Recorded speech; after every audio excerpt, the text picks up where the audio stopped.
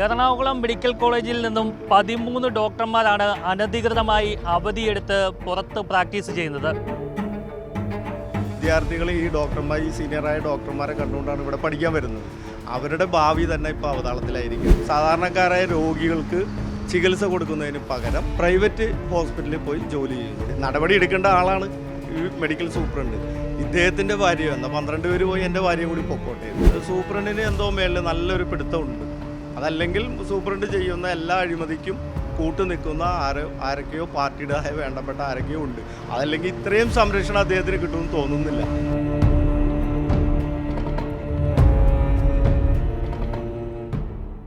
നമസ്കാരം. എറണാകുളം മെഡിക്കൽ കോളേജിൽ നിന്നും 13 ഡോക്ടർമാരാണ് അനധികൃതമായി അവധിയെടുത്ത് പുറത്ത് പ്രാക്ടീസ് ചെയ്യുന്നത്.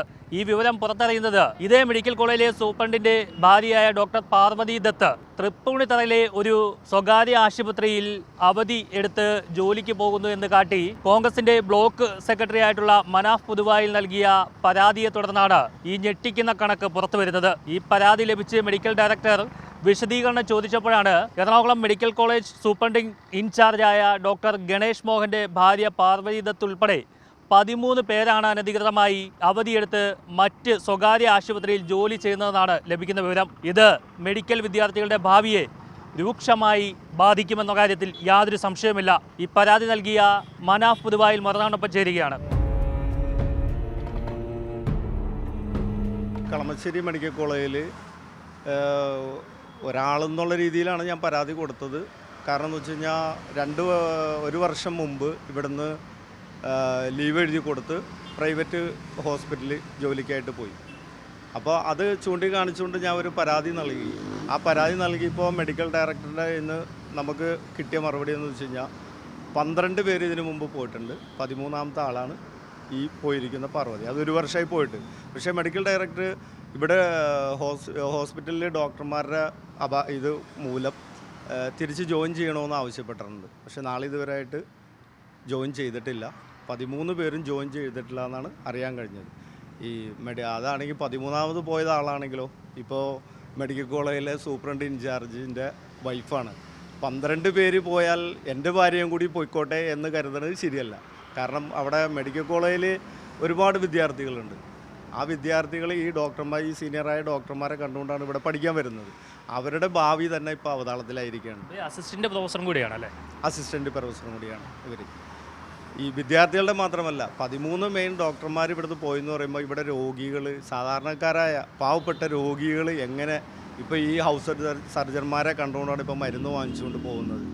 അത് പ്രശസ്തരായ ഡോക്ടർമാരാണ് ഇത് ലീവ് എടുത്ത് മറ്റേ പ്രൈവറ്റ് ഹോസ്പിറ്റലിൽ ലീവ് എടുത്ത് അത് വലിയ വൻ സാലറി കണ്ടുകൊണ്ടാണ് പോയേക്കുന്നത്. ഇത് സർക്കാരിലേക്ക് മെഡിക്കൽ ഡയറക്ടർ റിപ്പോർട്ട് കൊടുത്തിട്ടുണ്ടെന്ന് പറയുന്നു. കൊടുത്തിട്ടുണ്ടെങ്കിൽ സർക്കാർ അല്ലെങ്കിൽ നമ്മുടെ കേരളം ഈ മന്ത്രി പറയുന്ന പോലെ നമ്മുടെ കേരളം നല്ല രീതിയിലാണ് ഇവിടെ ആരോഗ്യം പോകുന്നതെന്ന് പറഞ്ഞു. അങ്ങനെയെങ്കിൽ ഈ നമ്പർ 1 ആണെന്നാണ് പറയുന്നത്. അങ്ങനെയെങ്കിൽ ഇത്തരം പ്രവൃത്തിയും മന്ത്രി അംഗീകരിക്കുന്നുണ്ടോ എന്നാണ് എൻ്റെ ചോദ്യം. കാരണം മെഡിക്കൽ കോളേജിൽ ജോലിക്ക് കയറിയിട്ട് അവിടെ നിന്ന് ലീവ് എടുത്ത് മറ്റ് പ്രൈവറ്റ് ഹോസ്പിറ്റലിൽ പോയി അവിടെ ആളെ ഉണ്ടാക്കുക എന്നുള്ള ഇതിൽ ഇവിടെ നിരവധി വിദ്യാർത്ഥികളുണ്ട്. അവർക്ക് പഠിക്കാനുള്ള സൗകര്യം ഒരുക്കുകയും മറ്റ് നാട്ടിലുള്ള സാധാരണക്കാരായ രോഗികൾക്ക് ചികിത്സ കൊടുക്കുന്നതിന് പകരം പ്രൈവറ്റ് ഹോസ്പിറ്റലിൽ പോയി ജോലി ചെയ്യുന്നു. അവിടെ ആളെ കൂട്ടി കൊടുക്കുക എന്നുള്ള സംവിധാനമാണ് ഇപ്പോൾ ചെയ്തുകൊണ്ടിരിക്കുന്നത്. ഇത് മെഡിക്കൽ സൂപ്രണ്ട് ഇൻചാർജിൻ്റെ ഭാര്യയ്ക്കും പോകാമെന്ന് പറഞ്ഞു കഴിഞ്ഞാൽ ഇത് നടപടി എടുക്കേണ്ട ആളാണ് ഈ മെഡിക്കൽ സൂപ്രണ്ട്. ഇദ്ദേഹത്തിൻ്റെ ഭാര്യ വന്ന 12 പേര് പോയി എൻ്റെ ഭാര്യയെ കൂടി പൊക്കോട്ടെ.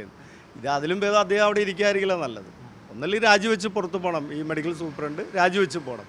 അതല്ലെങ്കിൽ മന്ത്രി, ഈ വകുപ്പ് മന്ത്രി ഇടപെട്ട് അദ്ദേഹത്തിനെതിരെ നടപടി സ്വീകരിക്കണം.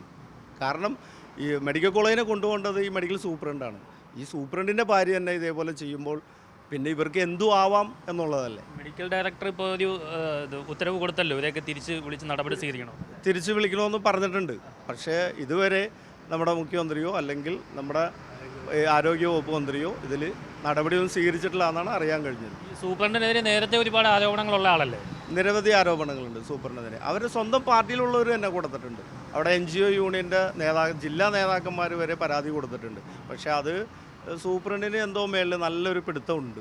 അതല്ലെങ്കിൽ സൂപ്രണ്ട് ചെയ്യുന്ന എല്ലാ അഴിമതിക്കും കൂട്ടു നിൽക്കുന്ന ആരൊക്കെയോ പാർട്ടിയുടേതായ വേണ്ടപ്പെട്ട ആരൊക്കെയോ ഉണ്ട്. അതല്ലെങ്കിൽ ഇത്രയും സംരക്ഷണം അദ്ദേഹത്തിന് കിട്ടുമെന്ന് തോന്നുന്നില്ല. നടപടി എടുത്തില്ലെന്നുണ്ടെങ്കിൽ ഇനി അടുത്ത നടപടി എന്താണ് താങ്കളുടെ? അടുത്ത ഇനിയിപ്പോൾ നമ്മൾ കോടതിയെ സമീപിക്കാമെന്നേ ഉള്ളൂ. ഈ സർക്കാർ നടപടി എടുത്തില്ലെങ്കിൽ കോടതിയെ സമീപിക്കുക, അതല്ലാതെ വേറെ മാർഗമില്ല. എല്ലാ പേപ്പറുകളും ഒപ്പിക്കുന്നുണ്ട്, അത് വെച്ച് കോടതിയെ സമീപിക്കുക. എന്തായാലും ഗൈനക്കോളജി വിഭാഗത്തിലെ ഡോക്ടർ കൂടിയാണ് ഈ ഡോക്ടർ പാർവതി ദത്ത്. ഈ മെഡിക്കൽ സൂപ്രണ്ട് ചാർജ് ആയിട്ടുള്ള ഡോക്ടർ ഗണേഷ് മോഹൻ നിരവധി ആരോപണങ്ങൾ നേരിടുന്ന ഒരു വ്യക്തി കൂടിയാണ്. CPM-ൻ്റെ അടുത്ത ആളാണ്. അതുകൊണ്ട് തന്നെയാണ് അദ്ദേഹത്തിന് ഇത്രയും വലിയൊരു ധൈര്യമെന്നാണ് എല്ലാവരും പറയുന്നത്. ആശുപത്രിയിൽ നടക്കുന്ന പല അഴിമതികൾക്കും ഇദ്ദേഹം കൂട്ടുനിൽക്കുന്നു എന്നും ആരോപണങ്ങൾ ഉയർന്ന ഒരു സാഹചര്യം നിലവിലുണ്ട്.